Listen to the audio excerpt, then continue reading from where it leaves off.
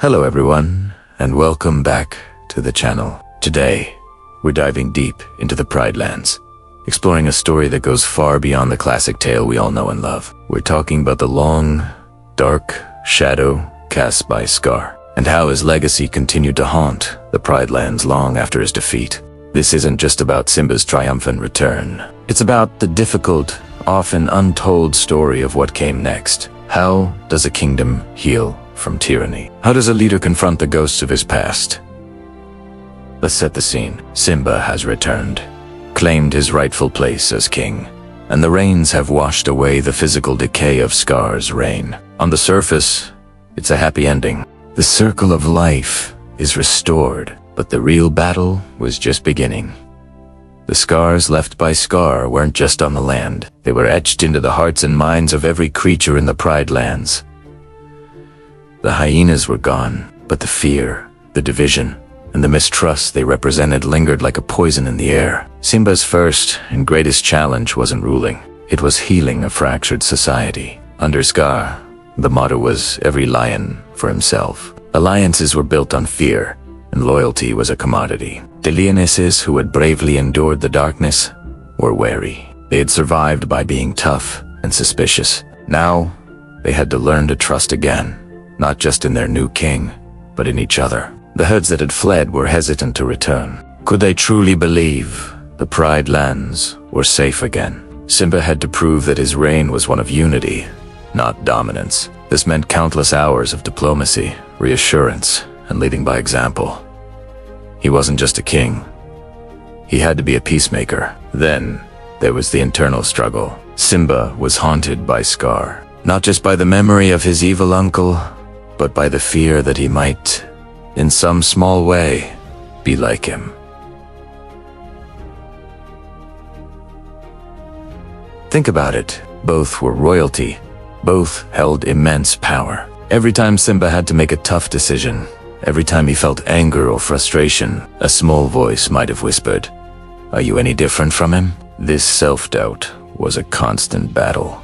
He had to consciously choose a different path every single day. Where Scar ruled with an iron fist, Simba had to rule with an open paw. Where Scar hoarded resources, Simba had to ensure prosperity for all. It was an exhausting, relentless effort to redefine what it meant to be king. One of the most powerful and often overlooked parts of this legacy is Zira and the Outsiders.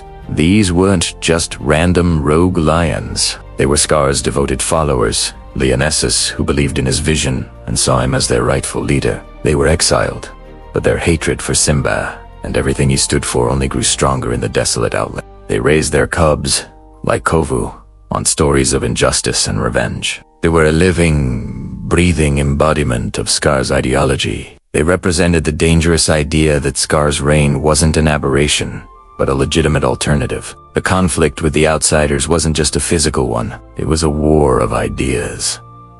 When Kiara, Simba's daughter, befriends Kovu, it forces Simba to confront his deepest prejudices. His immediate reaction is fear and anger.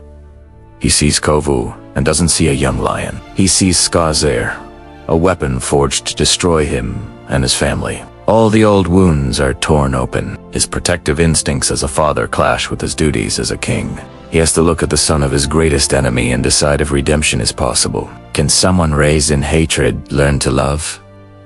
Can the cycle of violence truly be broken? This is the core of Simba's ultimate test. It's not about fighting another physical battle for the throne. It's about overcoming the psychological chains of the past. The climax isn't a roar of victory, but a moment of profound understanding. It's Kiara who delivers the pivotal message.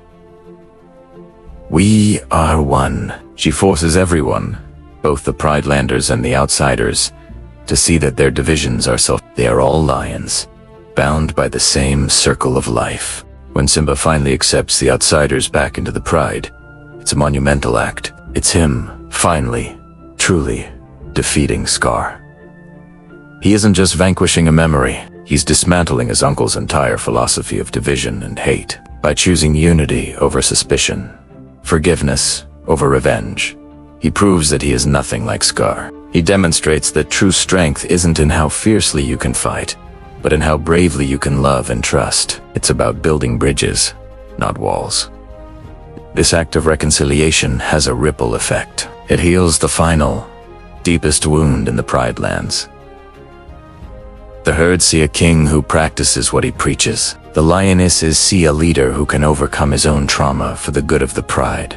He shows everyone that the past does not have to define the future. The shadows of Scar's legacy were long and dark, but by confronting them head-on, with courage and compassion, Simba was able to lead his kingdom into a new dawn. He didn't just restore the circle of life, he strengthened it, making it more inclusive and resilient than ever before. And that's the powerful, enduring lesson here. True leadership isn't just about winning battles. It's about winning peace. It's about the hard, messy, and beautiful work of healing, forgiveness, and bringing a community together. Simba's greatest victory wasn't on top of Pride Rock in a storm. It was in his heart, when he chose to let go of the hate and embrace a future where everyone belonged. What do you guys think? What part of Scar's lingering influence do you find most fascinating? Let me know down in the comments. I love reading your insights and theories. Thanks so much for watching today's deep dive. If you enjoyed it, please hit that like button and subscribe for more content. We'll see you in the next video.